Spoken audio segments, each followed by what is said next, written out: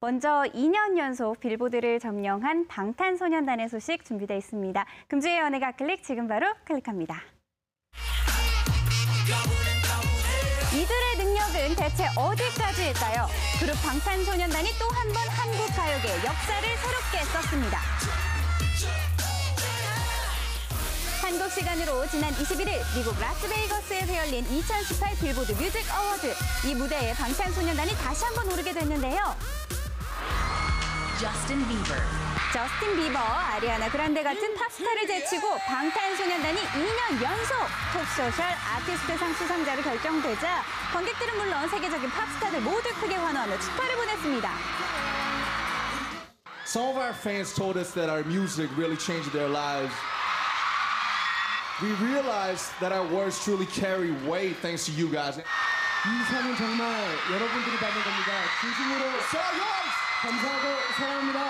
이번 2년 연속 수상은 일회성이 아닌 두터운 팬층을 확보했기에 가능했다는 점에서 더욱 의미가 깊은데요. Of course, we want to perform. Yeah. Please give us a chance to perform.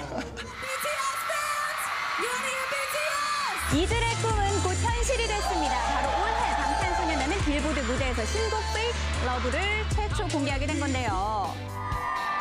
화려한 퍼포먼스로 시상식을 뜨겁게 달군 방탄소년단. 소감 안 들어볼 수 없겠죠?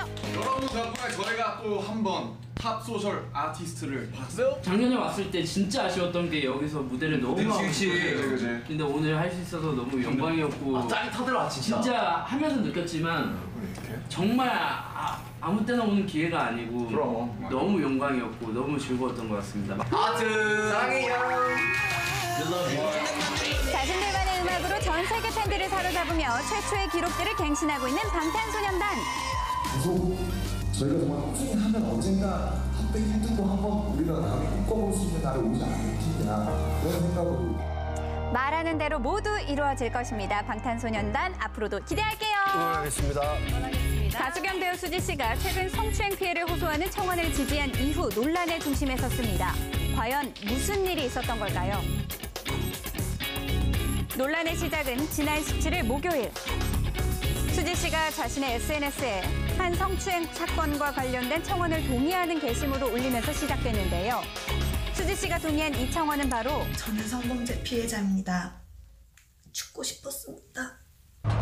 한 유명 유튜버가 과거 한 스튜디오에서 불법 누드 촬영을 당했다고 주장한 사건과 관련 가해자 처벌을 촉구하는 내용의 청와대 국민청원이었습니다. 뒤이어 수지 씨는 자신의 SNS에 해당 청원글을 동의한 이유를 밝히기도 했는데요. 해당 게시글의 영향력은 컸습니다. 수지 씨가 공개적으로 국민청원에 참여한 이후 1만여 명에 불과했던 청원 동의자 수는 하루 만에 10배 이상 급증. 바로 어제 기준으로 19만 명을 돌파하며 큰 화제를 모으기도 했는데요. 하지만 문제는 수지 씨가 동의한 게시글의 제목에 있었습니다. 인터넷상에서 쉽게 검색되는 이 스튜디오의 상호는 유명 유튜버가 피해를 당한 곳과는 별개의 스튜디오였으며 억울한 지목을 당한 스튜디오는 이로 인해 여러 피해를 받고 있다는 사실이 알려지며 논란이 일게 된 것. 해당 스튜디오 측은 공식 카페를 통해 억울함을 밝히기도 했는데요. 운영자가 바뀐 상황에서 사건과 무관한 스튜디오가 가해자로 지목되며 애꿎은 피해자가 발생한 상황. 이에 연예가 중계에서 해당 스튜디오를 찾아가 현재 입장에 대해 직접 들어봤습니다.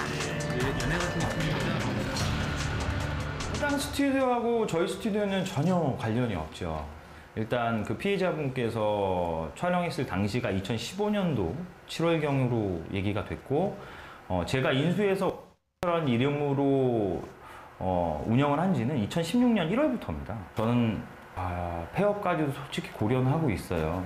누군가가 돌멩이 하나 살짝 던졌는데 개구리가 하나 죽을 수 있듯이 마찬가지로 그런 피해자가 더 이상 생기지 않도록 하기 위해서 제가 지금 이 인터뷰도 하는 것이고 앞으로의 이제 영향력 있는 분들이 언행이라든가 이런 것들 행동을 취할 때는 조금 더 심사숙고해서 하는 것이 좋을 것 같다라는 게 제 의견이기도 합니다. 해당 사실이 알려진 이후 수지 씨는 자신의 SNS를 통해 사과문을 발표. 소속사 측 역시 한 매체를 통해 같은 입장을 전했는데요. 하지만 해당 스튜디오 측은 법적 대응을 고려하고 있다는 입장을 밝히기도 한 상태.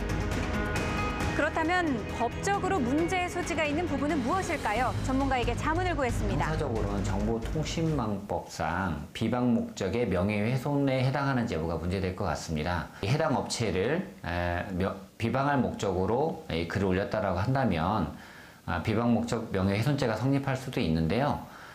글을 올린 내용에 비춰봐서는 어떤 비방의 목적이 있는 것으로 보기보다는 그 성폭력 범죄자를 처벌해달라는 그런 글에 동의하는 취지이기 때문에 스튜디오의 명예를 훼손하려고 올린 것으로는 보여지지 않습니다. 그렇기 때문에 명예훼손죄가 성립할 가능성은 낮아 보입니다.